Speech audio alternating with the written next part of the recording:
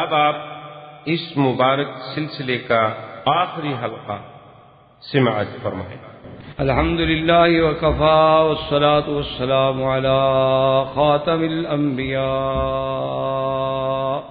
سیدنا محمد المصطفى وعلى آلہ المجتبى۔ برادران اسلام،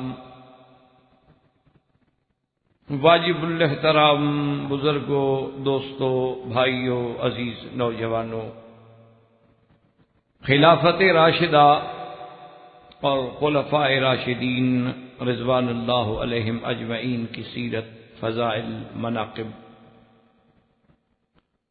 کے بارے میں اللہ کی رحمت سے جو سلسلہ درس شروع ہوا ہے، اس میں ہم سیدنا علی رضی اللہ تعالی عنہ رابع الخلفاء،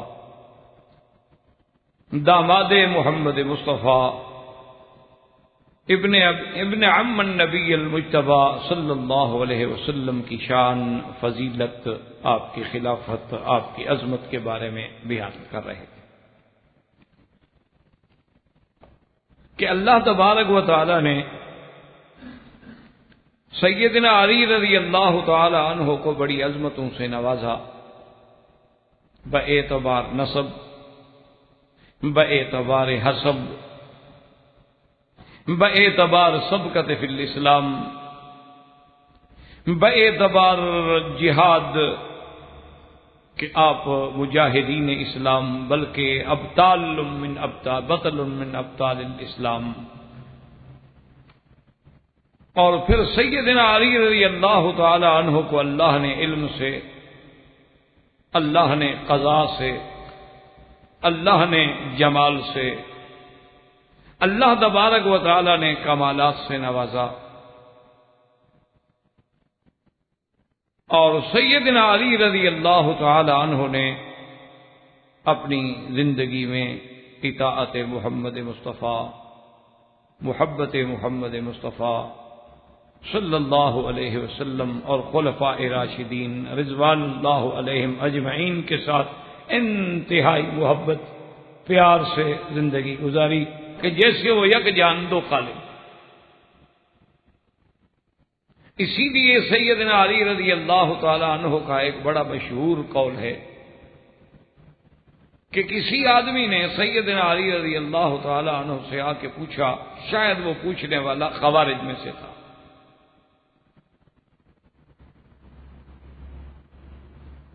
تو اس نے پوچھا کہ سیدنا علی رضی اللہ تعالی عنہ سے، جو کہ ہر آدمی اپنے اپنے مختلف خیالات آ کے اظہار کرتے تھے، اس نے کہا کہ یا امیر المومنین، ہمیں یہ بات سمجھ نہیں آتی کہ حضرت صدیق کے دور میں، حضرت فاروق کے دور میں، حضرت عثمان کے دور میں اللہ نے اسلام کو بڑی عظمتیں دی، بڑے فتوحات دیے، بڑی ترقی ہوئی، شہروں پہ شہر، ملکوں پہ ملک فتح ہوتے چلے،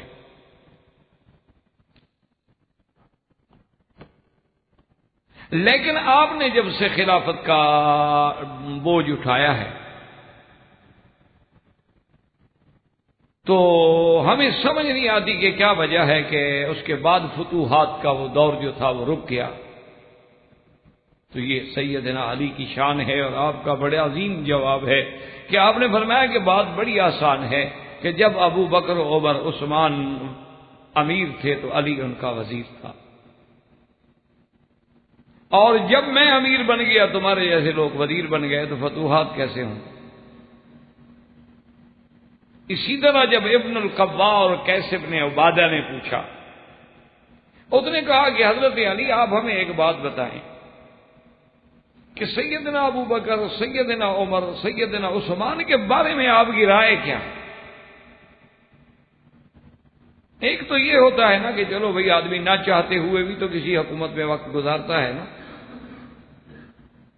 کتنے لوگ ہیں جو نہ چاہتے ہیں لیکن وقت گزارتے ہیں، لیکن ہم آپ کی دلی رائے جاننا چاہتے ہیں تاکہ ہم فیصلہ کر سکیں۔ تو آپ نے مسکراتے ہوئے فرمایا کہ اچھا عجیب آدمی ہو، اتنے عرصے تک تمہیں حضرت علی کی رائے کا پتہ نہیں چل سکا۔ اور اس کے بعد فرماتے ہیں اغرورقت عیناہ، حضرت علی کی آنکھیں مبارک جو تھی وہ آنسو سے بھر گئیں۔ اور اس کے بعد فرمایا واللہ مجھے اللہ کی قسم ہے ابو بکر و عمر تو میرے حبیب، ابو بکر و عمر تو مجھے محبوب تھے، اور حضرت عثمان جو تھے اس سے تو اللہ کے فرشتے بھی حیا کرتے تھے۔ اور فرمایا کہ اعتراض کرنے والے، کیا تو یہ نہیں جانتا ہے کہ جب حضور نے اپنے مصلی پہ ابو بکر کو کھڑا کیا تھا تو کیا علی اس وقت موجود نہیں تھا؟ میں تو ان کے گھر میں رہ رہا تھا، حضور کے گھر میں تھا، چونکہ میری تو قرابت کا مسئلہ تھا، لیکن آپ مجھے اس نے کہا کہ بتائیں کہ اس وقت میری موجودگی میں اللہ کے نبی کا ابو بکر کو دین کے مصلی پہ کھڑا کرنا، ان کی امامت کی اس سے بڑی دلیل کیا ہو سکتی؟ آپ نے فرمایا الحمدللہ، پھر ہم نے بیعت کی، پھر ہم نے اطاعت کی۔ پھر حضرت علی نے فرمایا کہ حضرت ابو بکر و عمر کے زمانے میں تو حدود کے جاری کرنے والا بھی میں تھا، یعنی گویا کہ میں ان کے امور کے نفاذ کرنے والا میں تھا، اور تم مجھ سے پوچھتے ہو کہ ان کے بارے میں کیا رہے؟ اور اس کے بعد حضرت علی رضی اللہ تعالی عنہ کو اللہ نے یہ عظمتیں اور یہ شان اور یہ تعلق جو تھا، یہ قرابت جو تھی، یہ مودت جو تھی اور یہ محبت جو تھی، اور کتنی بڑی بات ہے کہ جس کے بارے میں محدث اور اب کری یہ زمان حضرت عمر کہتے ہوں کہ لولا علی لہلک عمر۔ اب سیدنا علی رضی اللہ تعالیٰ عنہ کی شہادت کے بارے میں کچھ عرض کرتا ہوں۔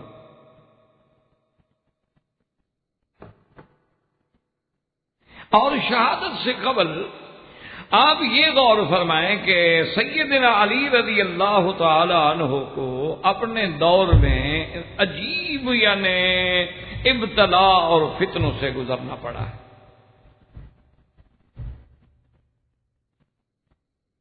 حضرت علی رضی اللہ تعالی عنہ کو بیک وقت دو قسم کے فتنوں سے گزرنا پڑا۔ ایک فتنہ تو وہ تھا جو اپنے آپ کو شیعان علی کہتے تھے اور حب علی کا دعویٰ کرتے تھے، حب اہل بیت کا دعویٰ کرتے تھے، اور وہ اپنے آپ کو فدایان علی میں شمار کرتے تھے، حضرت علی کے غلامان میں شمار کرتے تھے۔ ایک تو ان لوگوں نے اتنا فتنہ مچایا کہ حضرت علی کو بڑھاتے بڑھاتے بڑھاتے بڑھاتے نعوذ باللہ اس مقام پہ لے گئے جو خدا کا مقام۔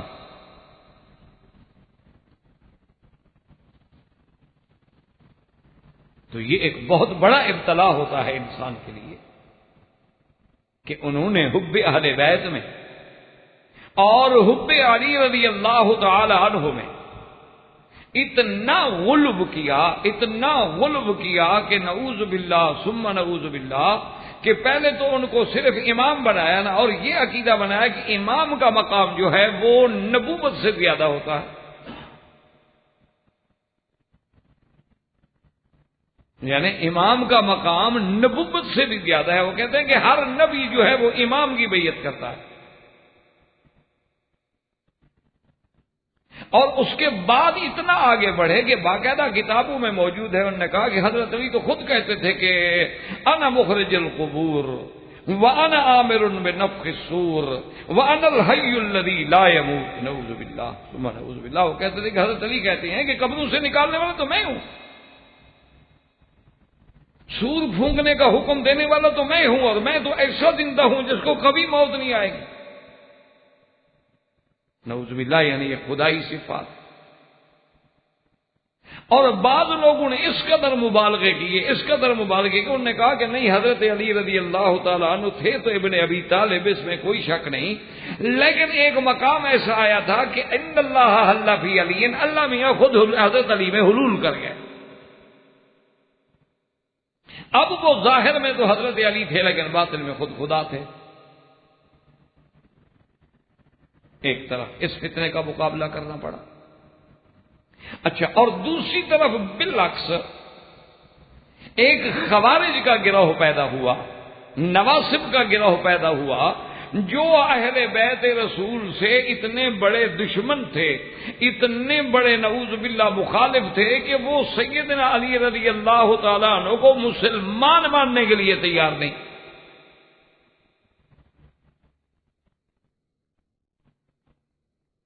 تو اسی ضمن میں اب آپ دماغ میں بات رکھیں کہ 3 خارجی تھے بڑے بڑے، اور ان میں سے ایک تھا ابن ملجم، عبد الرحمن ابن ملجم، اور ایک تھا بکر ابن تمیمی، اور ایک تھا عمر ابن تمیمی۔ یہ تین آدمی تھے خوارج کے، بڑے اہم آدمی تھے۔ یہ ابن ملجم جو ہے دراصل ایک عورت پہ عاشق تھا، کتام اس کا نام تھا اس عورت کا۔ یہ اس کے عشق میں اتنا مبتلا ہوا اور اس نے شادی کی بڑی کوشش کی۔ اس نے کہا میری شادی کرنی ہے تو ایک شرط ہے کہ ایک تو 3000 دینار جو ہیں مجھے تم حق المہر دو گے، اور حضرت علی کو قتل کرو۔ اگر یہ قبول ہے تو میں شادی کروں گی، ورنہ میں نہیں کروں۔ اچھا، وہ تو پہلے خارجی تھا۔ خوارج جو ہیں وہ تو حضرت علی کے نہیں بلکہ پورے اہل بیت کے دشمن ہیں۔ تو اس نے کہا کہ ٹھیک ہے۔ تو ان تین آدمیوں نے، یعنی عبد الرحمن ابن ملجم نے اور بکر ابن تمیمی نے اور عمر ابن تمیمی، یہ تینوں جو تھے آئے اور مکہ مکرمہ میں اکٹھے ہوئے اللہ کے کعبے میں۔ کعبۃ اللہ میں اکٹھے ہونے کے بعد انہوں نے یہیں سے بیٹھ کے ایک پروگرام بنایا۔ انہوں نے کہا کہ دیکھو آج اللہ کے گھر میں ہم عہد کر رہے ہیں، لیکن یعنی کرنا فساد چاہتے ہیں اور عہد جو ہے خدا کے گھر میں ہو رہے ہیں۔ انہوں نے کہا کہ 17 رمضان کی رات میں، ایک ہی رات میں ہم تینوں مختلف مقامات پہ حملہ کریں گے۔ ایک آدمی حضرت علی رضی اللہ تعالیٰ عنہ کو شہید کرے، اور ایک سیدنا معاویہ رضی اللہ عنہ کو شہید کرے، اور ایک سیدنا عمرو بن العاص کو شہید کرے۔ اب دیکھیں کہ دشمنوں کی پلاننگ کتنی بڑی ہے، کیونکہ حضرت معاویہ وہ ہیں جنہوں نے اسلام کے جھنڈے گاڑ دیے، جنہوں نے سمندری بحری بیڑے بنا بنا کے شام تک کے اور یعنی ماورا نہر تک کے علاقہ فتح کر لیا۔ عمرو بن العاص وہ ہیں کہ جن کی حکومت نے پورا مصر اور اس کے بعد کے جتنے علاقے ہیں یورپ تک سارے فتح کر دیے۔ حضرت علی خود خلیفۃ المسلمین اور خلیفہ رسول اللہ ہیں اور داماد نبی مصطفیٰ ہیں، اور تینوں نے پروگرام بنایا کہ وہ تینوں کو شہید کر دو۔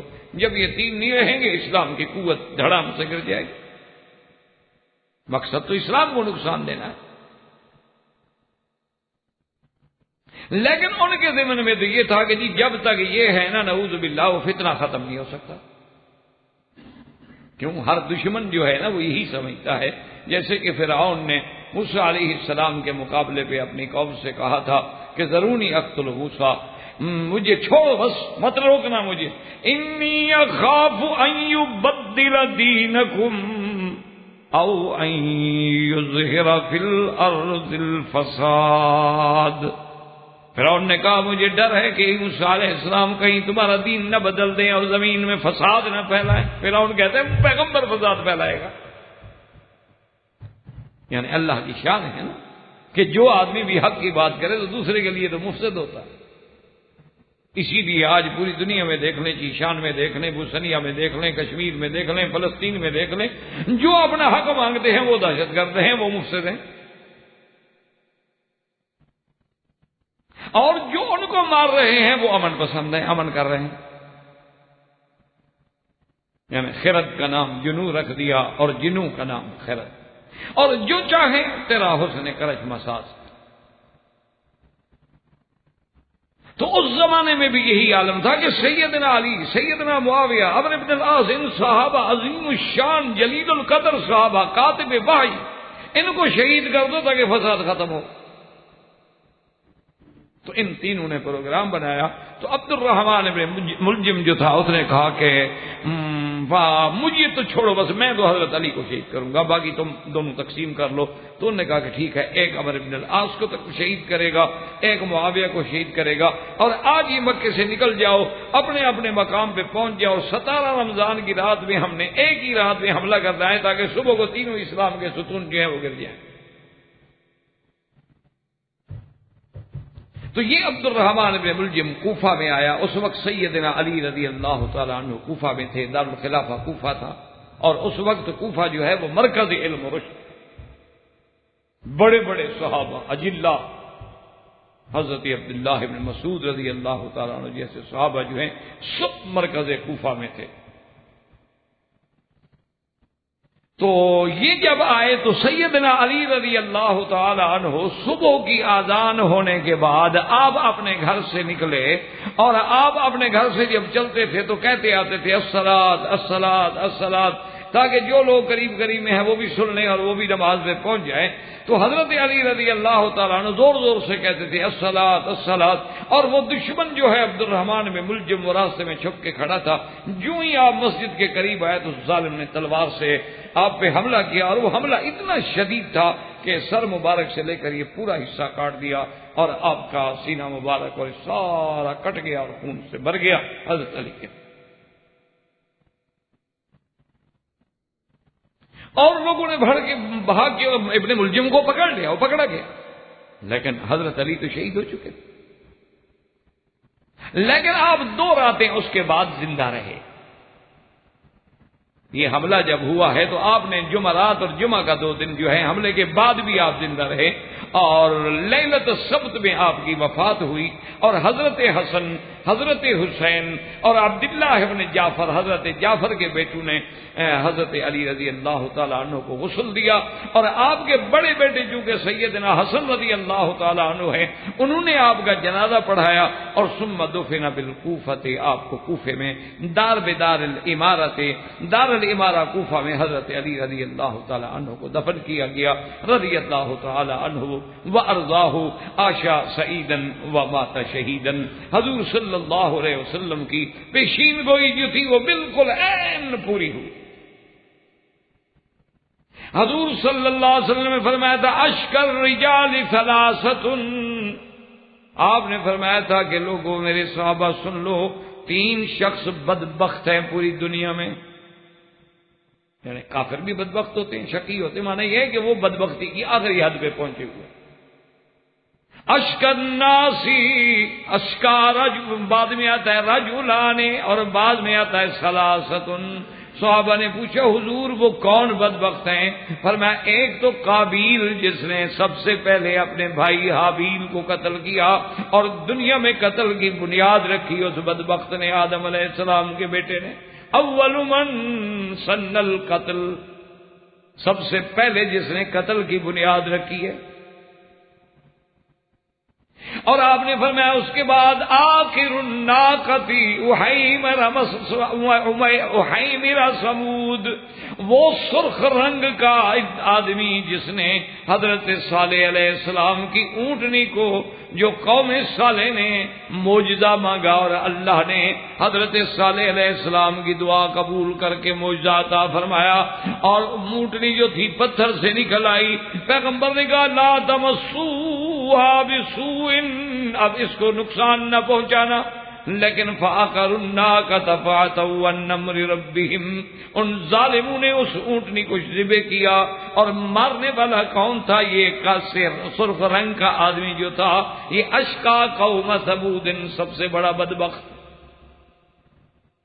اور اس کے بعد حضور نے فرمایا وہ تیسرا بدبخت دنیا میں وہ ہوگا الذی یضربک یا علی، جو تجھے مارے گا۔ اور اس کے بعد حضور پاک صلی اللہ علیہ وسلم نے فرمایا علی میں تو وہ منظر بھی دیکھ رہا ہوں جب مارنے والا تجھے مارے گا اور یہ تیرا سارا حصہ داڑھی خون سے بھری ہوگی۔ تو حضور صلی اللہ علیہ وسلم کی وہ پیش کی جو شہادت تھی وہ عین اسی طرح، یعنی جہاں حضور نے اشارہ کیا تھا اسی جگہ تلوار لگی۔ تو سیدنا علی رضی اللہ تعالی عنہ کی شہادت کے بعد، اب یاد رکھیں بعض لوگوں میں اختلاف ہے، بعض کہتے ہیں کہ کوفہ میں دفن نہیں ہوئے، کہ ان کو یعنی اولاد علی سیدنا حسن، سیدنا حسین اور اولاد جعفر، چونکہ جعفر بھی تو آپ کے بھائی تھے، جعفر ابن ابی طالب، حضرت علی ابن ابی طالب، تو ان کو بھی یہ ڈر تھا کہ کہیں یہ خوارج بدبخت ہیں، ایسا نہ ہو کہ حضرت علی کی نعش مبارک کو قبر سے نکال کے مزید بے حرمتی کریں۔ تو کہتے ہیں کہ انہم حولوہ، انہوں نے اس لاش کو رات کو نکالا، اور بعض روایات میں ہے کہ اول قبر، پہلی قبر ہے جس کو کھول کے اس کی میت مبارک کو نقل کیا گیا مدینے کی طرف، یعنی حضرت علی کو مدینے کی طرف لے گئے۔ اور بعض لوگ کہتے ہیں کہ نہیں، حضرت علی رضی اللہ تعالیٰ عنہ کی لاش مبارک کو اونٹ پر، چونکہ اس زمانے میں کوئی ہوائی جہاز یا کوئی سواریاں مواصلات تو نہیں ہوتے تھے، تو ایک تابوت بنا کے اس میں بند کر کے اونٹ کے ذریعے لے رہے تھے. کہتے ہیں ند البعیر، وہ اونٹ بھاگ گیا. بعض لوگ تو کہتے ہیں کہ بھاگ گیا فدخل فی بلاد تئی، بنو تئی قبیلے میں گیا، ان کو پتہ لگ گیا فاخذوہ فدفنوہ، انہوں نے اپنے قبیلہ تئی میں دفن کر دیا. اور یہ جو ہے اپنا غلط روایات پیش کرنے والے ملنگ یہ کہتے ہیں کہ نہیں، وہ اونٹ جب بھاگا تھا نا حضرت علی بادلوں میں چلے. وہ کہتے ہیں بادل جب گرجتے ہیں دراصل یہ حضرت علی کی آواز ہوتی ہے. انہوں نے ایک یوں روایت گھڑ لی ہے، حالانکہ جس کا کوئی حقیقت نہیں. بادلوں میں تو کوئی اللہ کا نبی بھی نہیں گیا، اللہ نے آسمان پر بٹھایا عیسیٰ علیہ السلام کو، بادلوں میں تو ان کو بھی نہیں بھیجا. اچھا، اور خدا کے بندے یہ بھی نہیں جانتے کہ بھی بادل جو ہیں کبھی ہوتے ہیں کبھی نہیں ہوتے. جب نہ ہو تو پھر حضرت علی کہاں ہوتے ہیں؟ بہرحال ان کا تو کیا ہے، انہوں نے تو بات کرنی ہوتی ہے نا نشے کی ترنگ میں بیٹھے بیٹھے. ایک آدمی نے پورا مٹکا پیا ہوا ہو بھنگ کا، تو باتیں ایسی کرے گا اور کیا کرے گا؟ کوئی دلیل سے بات تو نہیں کرے گا نا. وہ تو نشے میں جو مرضی آئے کہتے. وہ ہمارے ایک علاقے کے مولوی تھے تو بریلوی بیچارے فوت ہو گئے. تو ہم نے، مجھے تھوڑا تھوڑا یاد پڑتی ہے کہ شاید میں نے دور سے ان کی شکل دیکھی ہو. کہتے ہیں بہرحال وہ اپنے وقت کے بڑے خطیب تھے اور بڑا خوشگلو آدمی تھا. آواز بھی اللہ نے بہت اچھی دی تھی اور خطابت بھی اچھی کرتے تھے، لیکن مسلکن بریلوی آدمی تھا. تو وہ ایک دفعہ جلسہ بھگت کے اچ شریف ایک مشہور جگہ ہے پاکستان میں، وہ بھی ایک پیروں کا مرکز ہے، بہت بڑی مشہور جگہ ہے. کہتے ہیں وہاں بھی 1.25 لاکھ پیر ہے اللہ والوں، چونکہ 1.25 لاکھ سے نیچے تو ہمارے بزرگ رہتے ہی نہیں نا. ہر کام میں عدد 1.25 لاکھ تک لے جاتے ہیں ماشاءاللہ. اللہ کا شکر کریں، وہ بھی کہہ دیں گے ہاں لاکھ لاکھ شکر ہے. داڑھی مڈا کے دکان سے اٹھیں تب بھی کہیں گے شکر ہے لاکھ. کس بات پر بھائی؟ بہرحال تو حضرت وہ کہتے ہیں شاہ صاحب، وہ سید تھے بہرحال اور تھے بریلوی مسلک کے آدمی. ان کا نام بھی میرے دماغ میں نہیں رہا. بالکل ہمارے گاؤں سے کچھ 6, 7, 8 میل کے فاصلے پر آدمی تھے. تو مجھے بچپن میں یاد ہے کہ چھوٹا سا میں تھا تو میں نے دیکھا تھا ان کی شکل، لیکن تقریریں ہمیں ان کی یاد ہے، کیونکہ ہم سنتے بھی نہیں تھے. ان کی تقریریں کیسے سنیں؟ وہ لوگ تو ہمیں دیکھ کے ناراض ہو جاتے تھے، یہ تو وہابی ہیں. ہم تو ان کے پکے وہابی تھے. بہرحال وہ کہتے ہیں کہ جلسہ بھگت کے وہ اچ شریف کے علاقے سے گھوڑیوں پر آ رہے تھے تو پیاس لگی ہوئی تھی شاہ صاحب کو بہت زیادہ. تو 2 آدمی تھے گھوڑیوں پہ. تو وہاں جب آئے تو اچ شریف میں بہت بڑے بڑے پیپل کے درخت ہیں اور بڑی بڑی جگہ ہیں. تو ان کے نیچے ان ملنگوں کا ڈیرا تھا، وہیں بیٹھ کے وہ اپنی بھنگ شنگ پیا کرتے تھے، چرس پیا کرتے تھے. کیونکہ سایہ ہوتا ہے نا، بڑی جگہ ہوتی ہے، تو وہاں بڑے بڑے مٹکے پانی کے بھی بھر کے رکھے ہوئے ہوتے تھے، مٹی کے برتن بھی رکھے ہوتے تھے کہ کوئی مسافر گزرے تو پیاسا پانی پی لے. شاہ صاحب کو بڑی پیاس لگی ہوئی تھی. تو انہوں نے گھوڑے والے سے کہا کہ بھائی آپ ذرا روک لیں، میں یہاں پانی پی لوں. تو انہوں نے کہا کہ حضرت بات یہ ہے کہ یہاں مٹکے تو بہرحال یہ نہیں بھرتے ملنگ، یہ تو اپنا اٹھنا نہیں جانتے تھے، مٹکے کہاں بھریں گے؟ پانی تو لوگ بھرتے ہیں، لیکن بہرحال ہیں تو یہی رہنے والے تو اکثر یہ ہوتے ہیں، کبھی پانی ہاتھ ڈال لیا، کبھی یہ کر لیا. تو حضرت میں آپ کو آگے جا کے پانی پلاؤں. انہوں نے کہا بھی میری پیاس سے جان نکلتی ہے اللہ کے بندے، کوئی حرج نہیں، دیکھا جائے گا، اتارو. تو شاہ صاحب کہتے ہیں کہ جب میں اترا تو ابھی میں نے پانی کا پیالہ ایسے ہاتھ، مٹی کے پیالے تھے نا، جیسے ہاتھ میں لیا تو ایک آدمی بالکل سیاہ جھکڑ ایسے جس کو دیکھ کے آدمی کو دہشت ہو جائے، آدمی ڈر جائے کہ اتنی بڑی بڑی مونچھیں اور چھوٹا سا قد اور بڑا موٹا، بد شکل، بد عقل، اور بالکل جیسے کوئی بھوت نکل کے آ رہا ہو. وہ آ رہا ہے اور 2-3 آدمی اس کے پیچھے جھومتے ہوئے نشے میں آ رہے ہیں. اور باقی جو نشائی بیٹھے تھے نا، اس بھنگ پی رہے تھے، چلو کھڑے ہو گئے اس کو دیکھ، ان کا پیر تھا نا وہ، اور کہنے لگے کہ ماشاءاللہ ہمارا سیدنا حسین کی طرح ہمارا سید آ رہا ہے، باقی تم حسین کی شکل میں ہو. یعنی اتنی اس کی تعریف کرنے لگے. شاہ صاحب کہتے ہیں مجھ سے صبر نہ ہوا. میں نے کہا اگر حسین اس شکل کا تھا نا تو یزید نے بہت اچھا کیا. یہ حسین کالا، یہ بجھنگڑ آدمی، روح سیاہ آدمی، یہ حضرت حسین سے تشبیہ دے رہے ہو بے وقوفو. تو وہ کہتے ہیں جو ڈنڈے لے کے میرے پیچھے بھاگ پڑے اور میں آگے بھاگ پڑا، پیالہ میں نے پھینک دیا، اور پیاس شیاس تو ختم ہو گئی، وہ تو 20-25 آدمی تھے، شاہ صاحب تو اکیلے مولوی صاحب تھے بیچارے۔ وہ کہتے ہیں اب میں آگے جا رہا ہوں، شکر یہ ہے کہ چونکہ وہ نشائی تھے تو 10-15 منٹ کے بعد وہ تھک ہار کے گر گئے اور میں بھاگ گیا، مجھے پکڑ نہ سکے، وہ نشہ وشہ ان کا اتر گیا۔ اس کے بعد ان کی طاقت جواب دے گی، تو جب یہ عالم ہو تو ان کا پتہ تو کوئی نہیں ہوتا، حضرت علی باتھ روم میں چلے گئے، تو یہ غلط بات ہے۔ زیادہ روایات یہ ہے کہ حضرت علی کی وفات ہوئی اور آپ کا دفن مبارک جو ہے کوفے کی دارالامارہ میں ہوا، رضی اللہ تعالی عنہ وارضاہ۔ اب اسی طرح باقی دیکھ لیں کہ متاعن سیدنا علی،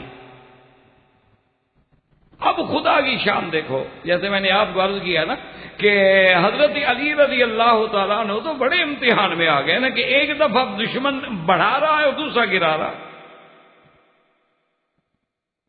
تو حضرت علی رضی اللہ تعالیٰ عنہ پر جو تان کیے گئے ہیں، یاد رکھیں ان میں سب سے بڑا تان یہ ہے کہ حضرت علی رضی اللہ تعالیٰ عنہ نے بی بی فاطمہ الزہرا کو ناراض کیا،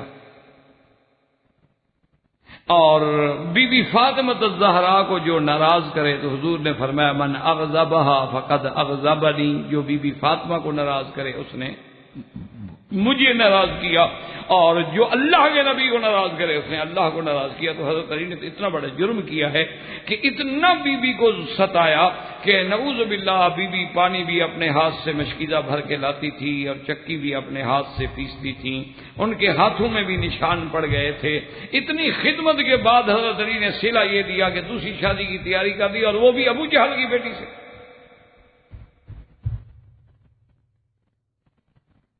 اور جس پہ حضور صلی اللہ علیہ وسلم ناراض ہوئے، حضور صلی اللہ علیہ وسلم نے خطبہ پڑھا، اور اس کے بعد حضور صلی اللہ علیہ وسلم نے فرمایا کہ میں نے سنا ہے کہ حضرت علی رضی اللہ تعالی عنہ دوسری شادی کرنا چاہتے ہیں، اگر وہ اتنا بضد ہے دوسری شادی کے لیے تو طلق ابنتی، میری بیٹی کو طلاق دے دیں اور جا کے دوسری شادی کر لیں، کیونکہ میں یہ نہیں گوارا کر سکتا کہ دشمن کی بیٹی رسول اللہ کی بیٹی پر سوکن بن کے آئے۔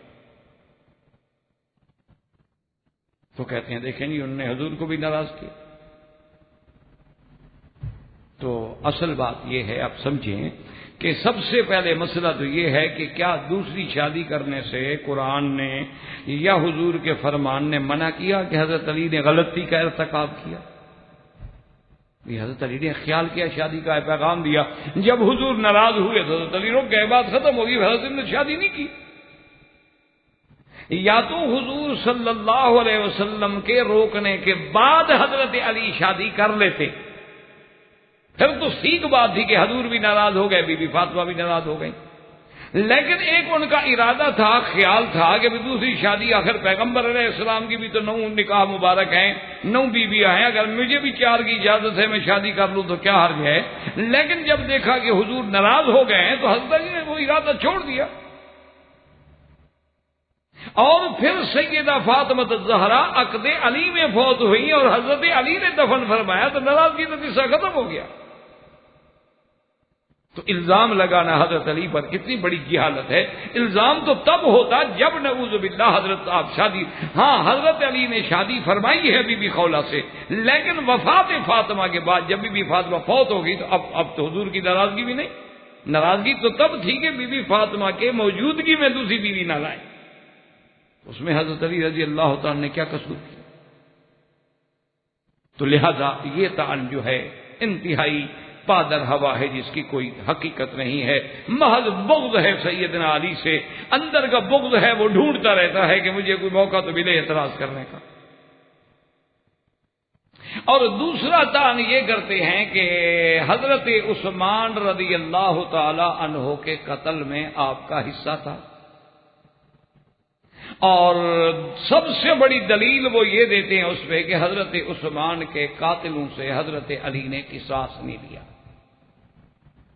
حالانکہ بی بی عائشہ نے قصاص کا مطالبہ کیا، اور حضرت عبداللہ ابن الزبیر نے، حضرت طلحہ نے، حضرت معاویہ نے، رضوان اللہ علیہم اجمعین نے، اور اسی وجہ سے اتنا بڑا حادثہ ہو گیا کہ جنگ جمل اور جنگ صفین پیش آ گئی کہ 13,000 صحابہ شہید ہو گئے، لیکن حضرت علی نے قاتلان عثمان کو نہیں پکڑا۔ وہ کہتے ہیں کہ جب حضرت عثمان کے قاتلوں کو حضرت علی جب خلیفہ بن گئے، اگر حضرت علی رضی اللہ تعالیٰ عنہ قاتلان عثمان کو گرفتار کر لیتے اور ان پر اسلام کی قصاص کی حد جو ہے جاری فرما دیتے تو کوئی لڑائی نہ ہوتی، جھگڑا ہی نہ ہوتا۔